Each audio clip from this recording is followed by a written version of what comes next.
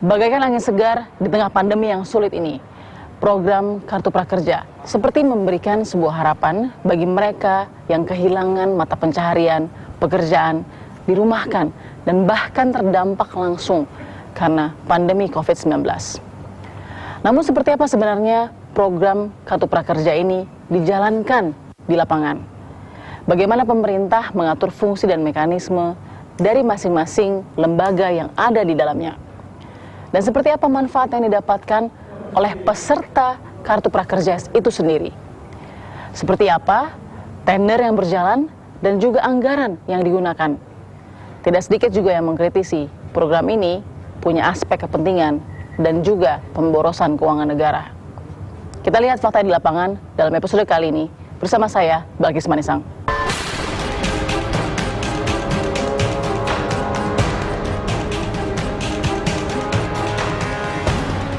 Lebih dari 1,7 juta orang terdampak COVID-19, kehilangan pekerjaannya, dirumahkan dan di PHK.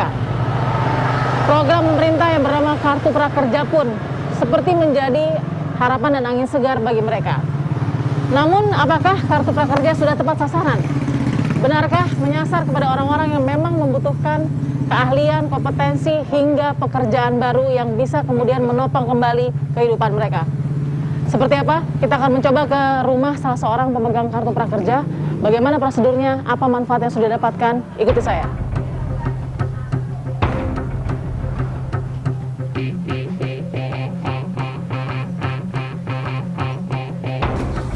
Tiba.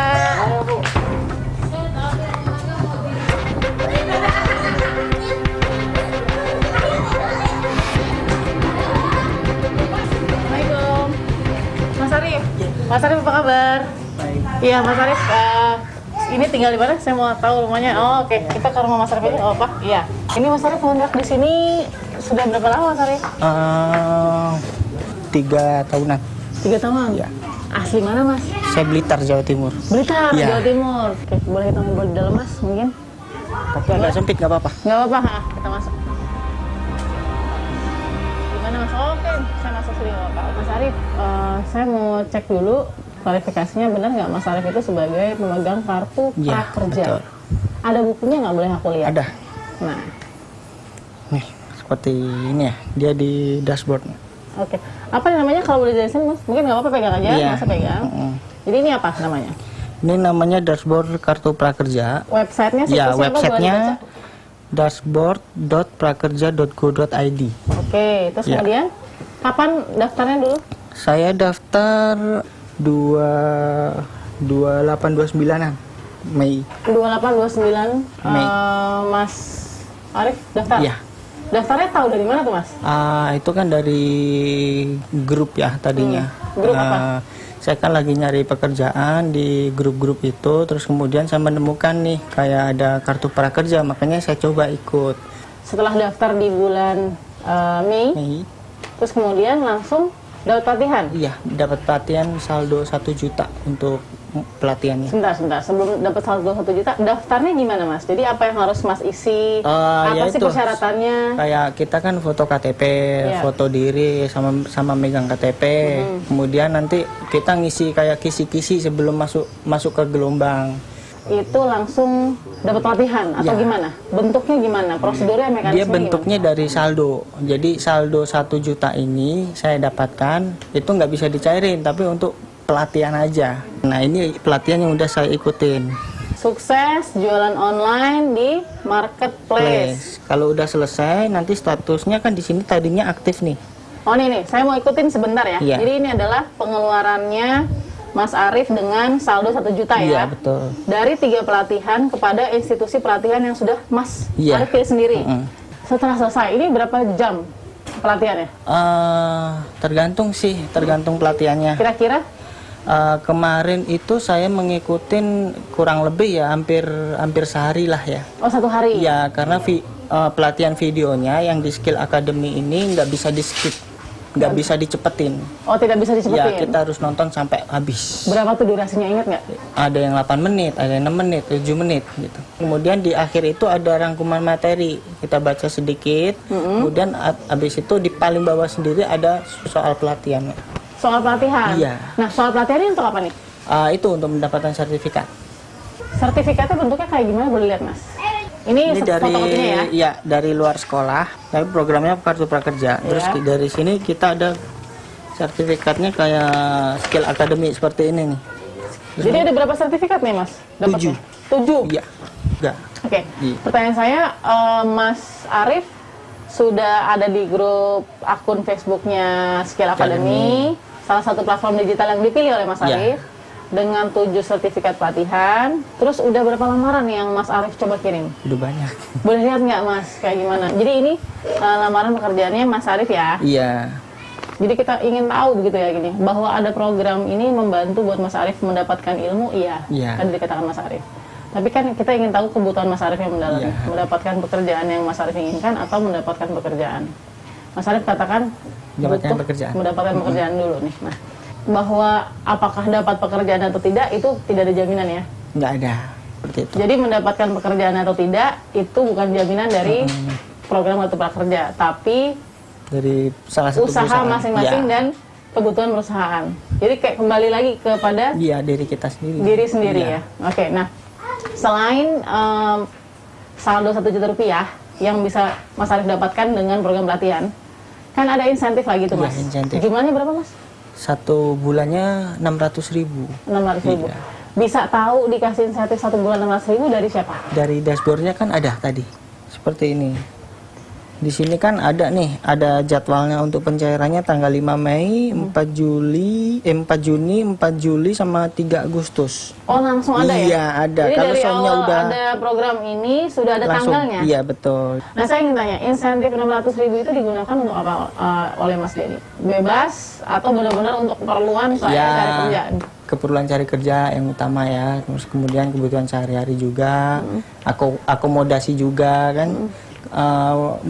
Saya ngeprint ini kan butuh uang juga. Kalau untuk soalnya kita interview kan harus bawa begini. Ini butuh ngeprint juga, kayak ngeprint foto dan sebagainya macem gitu. Ada pengalaman melamar kerja selama mengirim 20 lamaran pekerjaan? Ada panggilan. Ada panggilan. Iya. Seperti apa Mas? Sebenarnya saya dapat panggilan interview juga, cuma saya masih ragu. Ini beneran atau enggak? Karena banyak yang hoax juga sih. Banyak yang hoax. Ditipu maksudnya gitu? Iya. Kenapa ditipunya? Ya pernah sempet datang ke salah satu perusahaan, terus kemudian kita belum apa-apa udah dimintain uang kayak admin seperti itu. Dimintain uang? Iya. Berapa Mas? Kemarin kalau nggak salah saya dimintainnya masih 200. 200.000? Iya. Untuk administrasi? Iya. Sampai sekarang juga nggak kunjung dapat juga. Oke, jadi ngelamar nih sudah 20 lamaran, belum ada yang nyangkut. Pernah 1 kali nyangkut juga ditipu ya? Sekarang Mas Arif masih berjuang, meskipun sudah ada 7 sertifikat dari program Kartu Prakerja yang dirasa membantu oleh Mas Arif, tapi 20 lamaran dari Mas Arif belum ada yang menyangkut ya di perusahaan yang Mas Arif inginkan. Terima kasih Mas Arif. Ya, kami mencoba mendatangi gedung Kementerian Menko Perekonomian dan ternyata Sesmenko ada di gedung DPR. Pada saat ini kami ingin tahu bagaimana program Kartu Prakerja sudah terimplementasi hingga gelombang ketiga. Bagaimana dengan laporan-laporan dari lembaga-lembaga institusi lain seperti KPK yang melihat ini ada potensi kerugian negara dan juga mungkin syarat kepentingan dan tidak tepat sasaran. Apa jawaban dari Kementerian Koordinator Perekonomian? Kita akan tanya.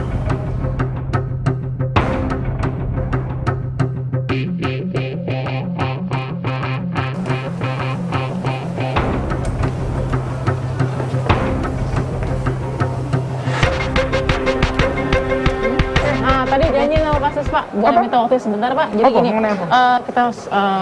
kita tahu kan Pak Menteri, Pak Menko, Pak Erlangga sudah berikan jaminan kepada program Kartu Prakerja sejauh ini agar jaminan? Ya, paling tidak bahwa sudah gelombangnya sudah ketiga ya Pak ini ya? Sudah gelombang ketiga. Akan menyiapkan bab 4. Evaluasi Pak dari gelombang 1, 2 sampai ketiga bagaimana sejauh ini? Udah kita sampaikan di preskon kemarin. Kita sudah lakukan semuanya. Udah terbit Perpres 76 2020. Betul. Sebagai rekomendasi dari KPK, Jaksa Agung, BPKP, LKPP sudah kita tampung semuanya. Oke. Di timnya juga sudah.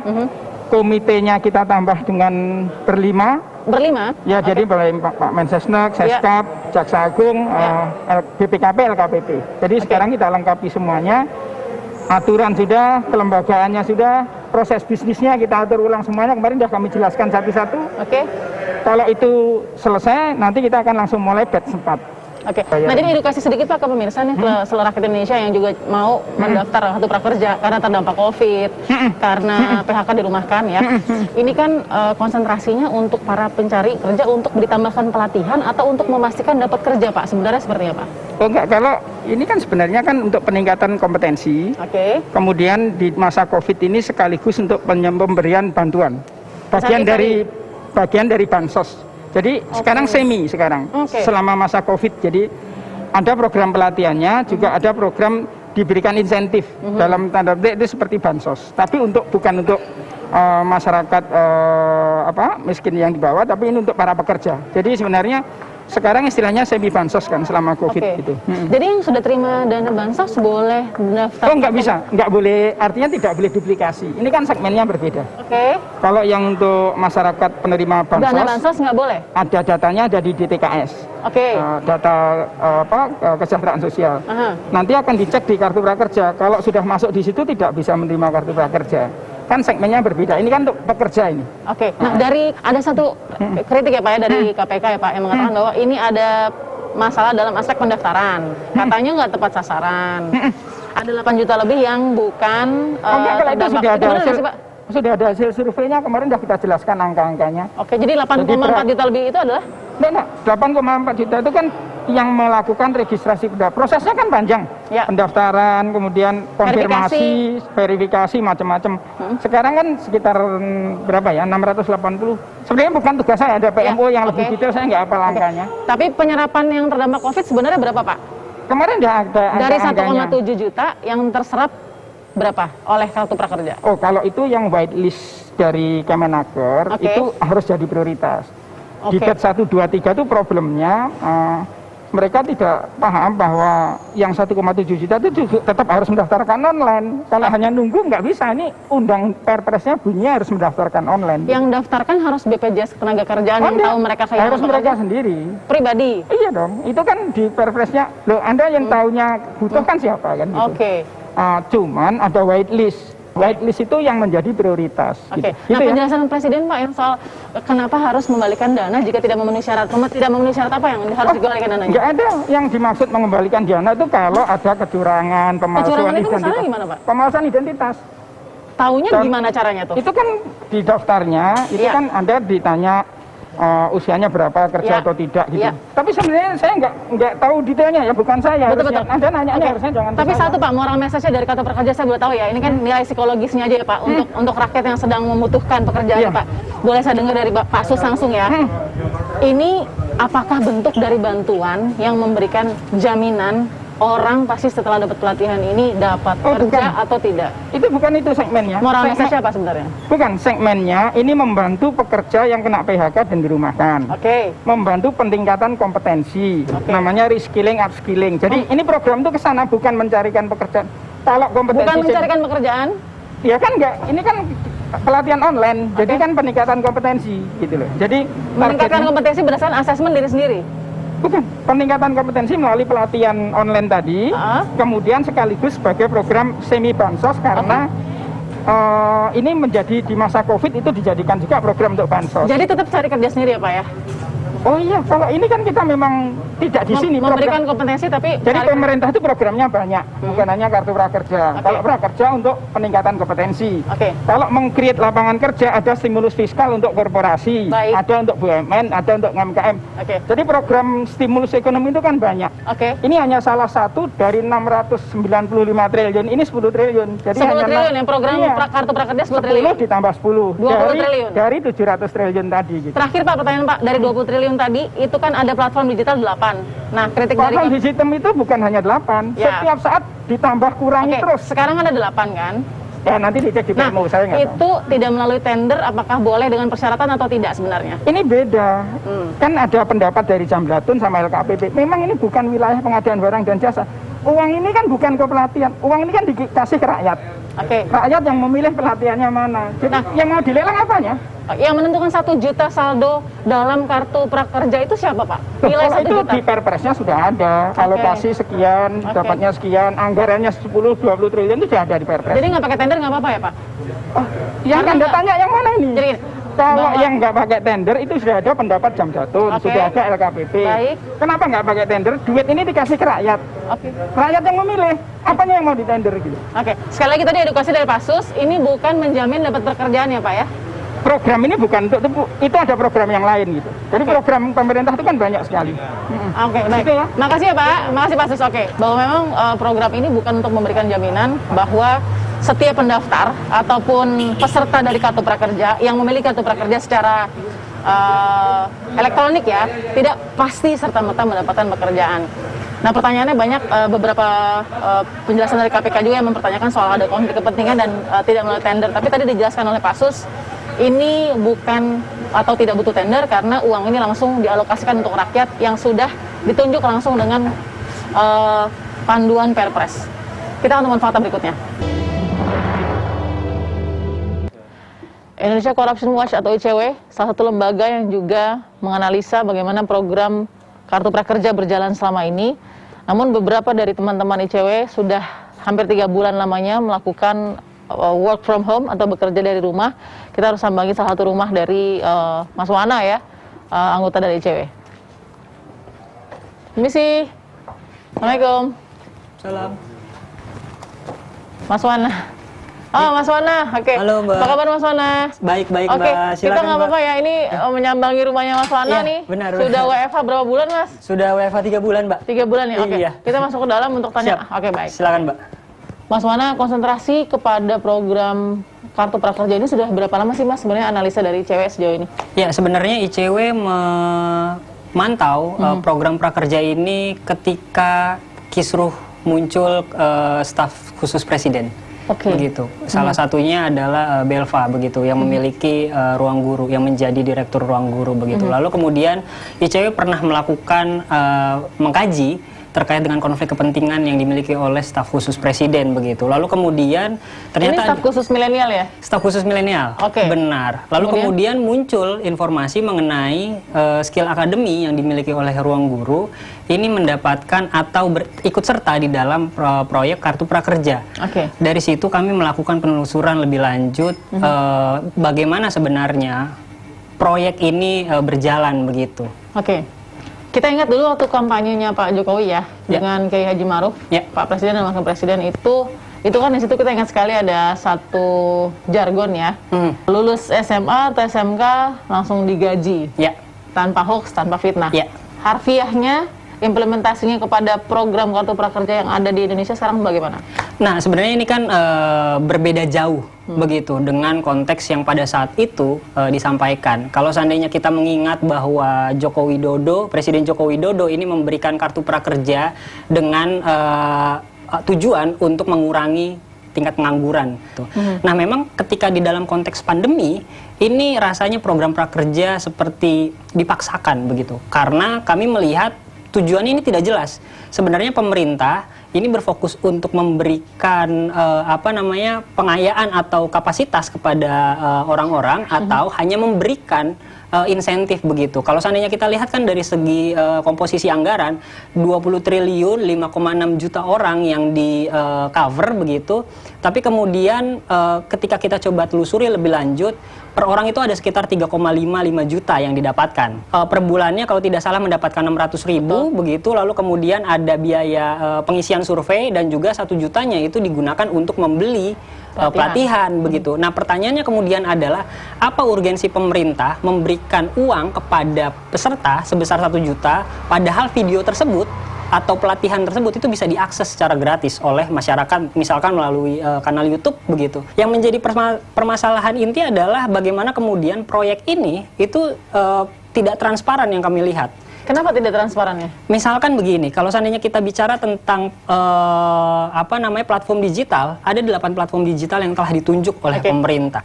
Dari 850 pelatihan yang ICW coba. Ada 850 pelatihan. 850 pelatihan yang pada saat itu ICW coba lakukan pemantauan sejak Mei 5 Mei sampai 14 Mei begitu. Nah dari sini aja ICW melihat bahwa ada konflik kepentingan yang terjadi.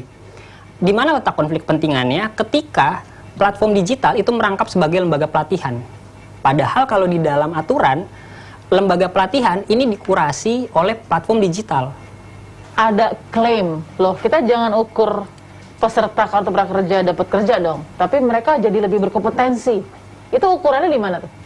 Kita pun juga nggak tahu begitu, karena sampai saat ini pemerintah pun juga tidak pernah membuka hasil evaluasi terhadap gelombang 1 sampai gelombang 3. Padahal itu yang didesak oleh masyarakat begitu. Kalau memang benar bahwa prakerja ini sesuai dengan ekspektasi pemerintah, ya sudah sampaikan saja begitu. Dari segi tepat sasaran, tepat nggak? Kalau seandainya kita melihat di sejumlah pemberitaan, ada juga orang-orang yang sebenarnya butuh, tapi dia tidak bisa mengakses. Dan ini kan yang juga menjadi problematik ketika prakerja ini cenderung bias kelas. Kenapa bias kelas? Karena orang-orang yang dapat mengakses kartu prakerja itu adalah orang-orang yang memiliki akses internet cukup baik begitu. Bagaimana seandainya kita bicara tentang orang-orang di Papua yang tidak memiliki akses internet cukup baik begitu. Meskipun waktu itu Bu Deni pernah bilang bahwa pencapaian kartu prakerja ini sudah sampai seluruh provinsi begitu. Ya, tapi kalau seandainya ukurannya seluruh provinsi, lalu kemudian apa kualitas yang bisa didapatkan oleh pemerintah kalau seandainya kita bicara tentang proyek ini, program ini maksudnya itu. Mencermati Perpres yang baru, 76 tahun 2020 menggantikan 36 2020. Apa sih Mas yang beda sebenarnya yang diambil dan diubah? Ini menurut kami Presiden Jokowi mencoba untuk menormalisasi tindakan ini. Ada dua hal. Yang pertama, di dalam pasal 31B, huruf B besar, itu Presiden Jokowi cenderung atau seolah-olah memberikan impunitas kepada Komite Cipta Kerja ataupun juga manajemen pelaksana atas tindakan yang dilakukan dengan menggunakan dasar Perpres sebelumnya begitu. Itu yang pertama. Lalu kemudian yang kedua, Presiden Jokowi kami lihat mencoba untuk menormalisasi konflik kepentingan yang terjadi, yang dilakukan oleh platform digital dan juga lembaga pelatihan. Begitu. Ada konflik kepentingan? Ada konflik kepentingan di sini. Yang tadi saya bilang, proses kurasinya ini tidak jelas. Proses tender ada masalah? Mekanisme pengadaan barang dan jasanya pun juga dinormalisasi bahwa di dalam Perpres tersebut itu bukan menggunakan Perpres 16 tahun 2018. Lalu kemudian mekanisme karena kondisi pandemi. Karena kondisi pandemi kan ini kan bencana non alam nih. Benar. Ya. Kita kan tidak bisa berbicara di dalam konteks tahun ini saja begitu. Kalau seandainya Presiden Jokowi merancang program ini 5 tahun ke depan, ya harusnya secara holistik, secara komprehensif dibuat perencanaannya, bukan hanya pada saat 1 tahun ini saja begitu. Kami dalam masa pandemi ini kan mengisi kekosongan satunya pasti, agar kevakuman dari manusia yang mungkin rakyat yang kekurangan atau mungkin kehilangan pekerjaannya bisa tetap terasah dan malah kemudian meningkat gitu keterampilan dan skillnya. Nah, dengan kondisi seperti ini, itu yang bisa dilakukan pemerintah, makanya masuk kartu prakerja. Toh untuk dipaksakan juga agar hasil dari pelatihan ini harus diserap oleh lapangan pekerjaan, nampaknya tidak akan bisa terisi penuh. Karena kita tahu perusahaan dan ekonomi sedang lumpuh. Nah sebenarnya begini. Alasannya cukup nggak dengan itu? Yang sebenarnya poin yang perlu digarisbawahi adalah bagaimana kemudian pemerintah memberikan uang kepada masyarakat, lalu kemudian untuk dibelanjakan kepada pengusaha begitu atau platform digital. Kalau seandainya memang pemerintah ingin benar-benar mengisi kekosongan tersebut, ya sudah pemerintah jalankan program prakerja dengan melakukan kurasi atas video-video yang sudah gratis begitu.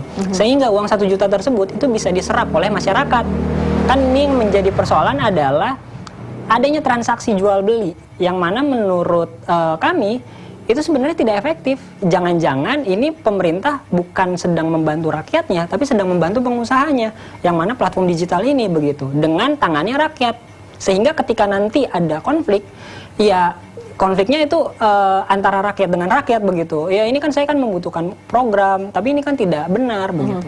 Dan satu lagi yang perlu kita soroti adalah ini kan sebenarnya ranahnya Kementerian Ketenagakerjaan kalau seandainya kita bicara tentang tupoksi begitu. Tapi kenapa kemudian program ini itu masuknya di dalam Kemenko Perekonomian? Mas Wana terima kasih. Semoga saya selalu ini masih menjalankan work from home-nya. Jadi kita harus ketemu ICW di kediaman masing-masing ya. Tapi ternyata tetap dengan analisa dan ini semua risetnya ya. Terima kasih Mas Wana. Kita ketemu fakta berikutnya. saya coba satu lagi mitra dari program Kartu Prakerja yang bernama sertifikasiku.com. Ada di Jalan Jenderal Sudirman.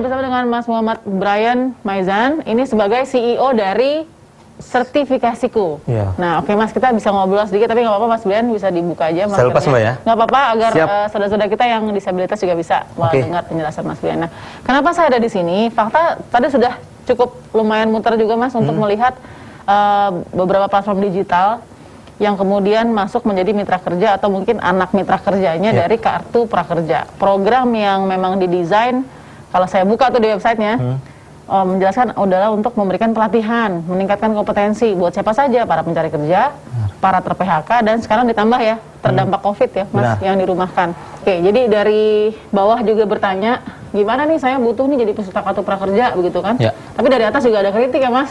Lembaga anti rasuah kita sendiri, KPK, juga bilang ini gimana nih, ada konflik kepentingan atau tidak. Nah, mungkin kalau Mas Brian sebagai CEO dari Sertifikasiku bisa jelasin, gimana sih awalnya bisa menjadi kemitraan bagi program Kartu Prakerja pemerintah? Ya, awalnya kita juga dapat informasi dari para partner kita. Kebetulan kita partnernya di Pijar Mahir dan Pintaria. Ini ya Mas ya? Benar.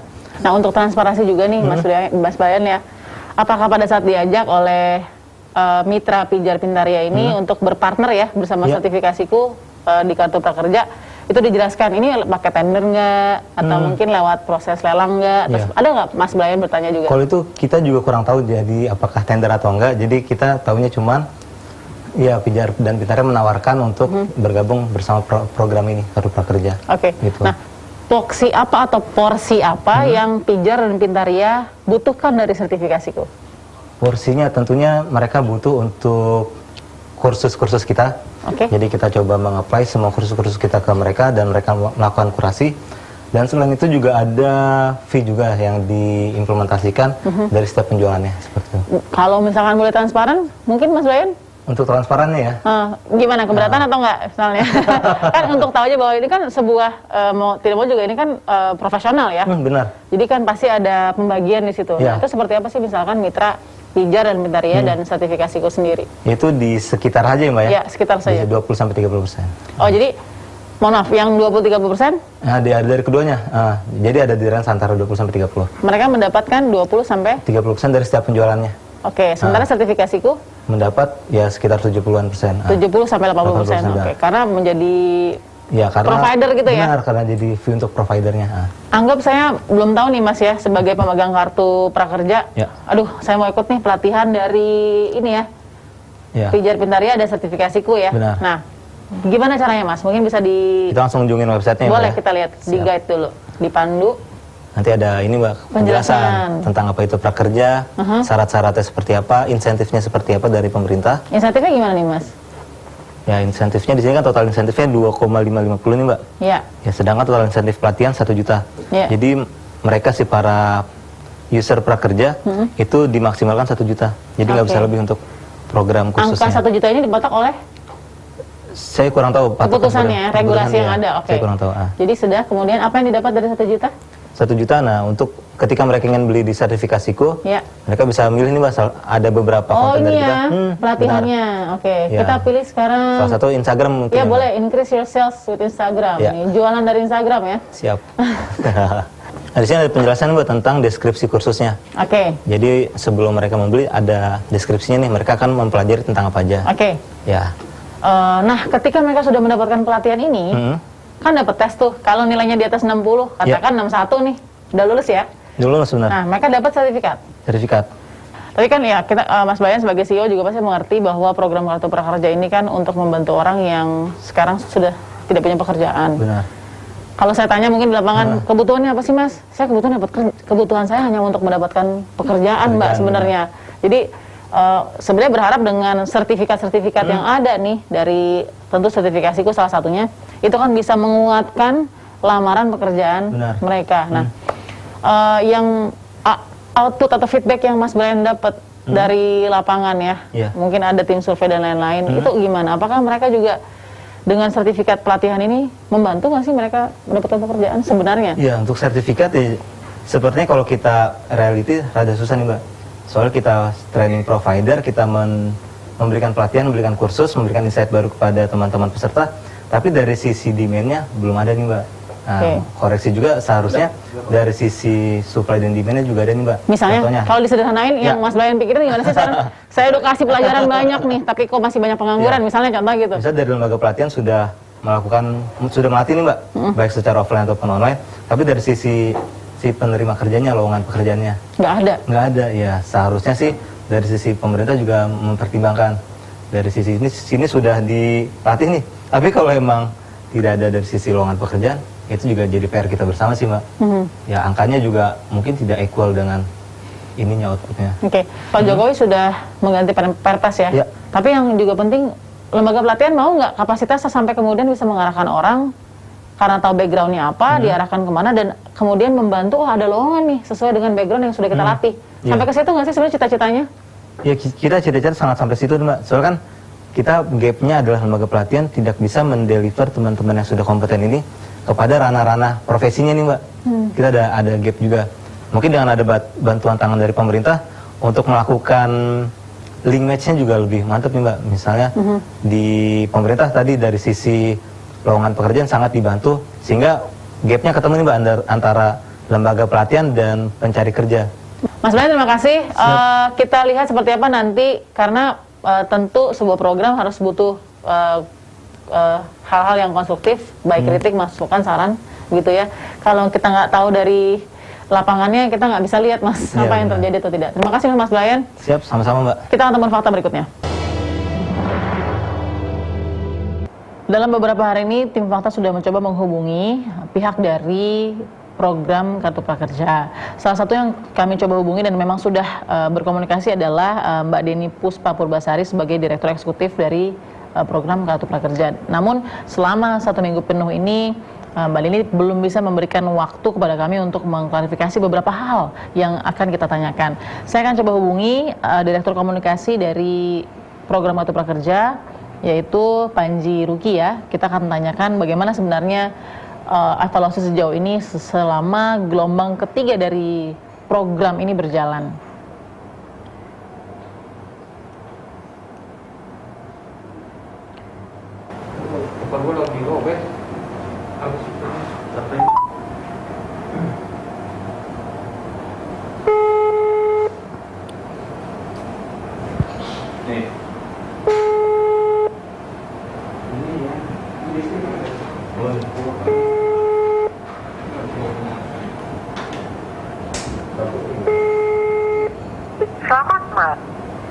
Halo, kami sudah mencoba menghubungi pihak dari Prakerja atau program Prakerja, baik Direktur Eksekutifnya Deni Purbasari dan juga kemudian Direktur Komunikasinya Panji Ruki. Namun hingga saat ini kami juga belum mendapatkan waktu dan kesempatan untuk kemudian menanyakan beberapa klarifikasi yang harus dijawab. Tapi mudah-mudahan ada keterangan-keterangan lain yang mungkin bisa membuat program Prakerja ini diperbaiki untuk kedepannya. Kita akan temukan fakta berikutnya. Saya sudah berada di gedung Komisi Pemberantasan Korupsi. Lembaga anti rasuah ini sudah memberikan statementnya dalam keterangan pers soal program Kartu Prakerja. Nah, ada catatan penting di meja KPK soal program ini. Yang pertama, ada potensi adanya konflik kepentingan atau adanya syarat kepentingan ya dalam program ini. Dan kemudian ada juga catatan soal bisa saja tidak tepat sasaran program ini. Apakah ada pemborosan keuangan negara yang terjadi dalam program Kartu Prakerja? Bagaimana seharusnya program ini diperbaiki dan seperti apa catatan KPK? Ikuti saya.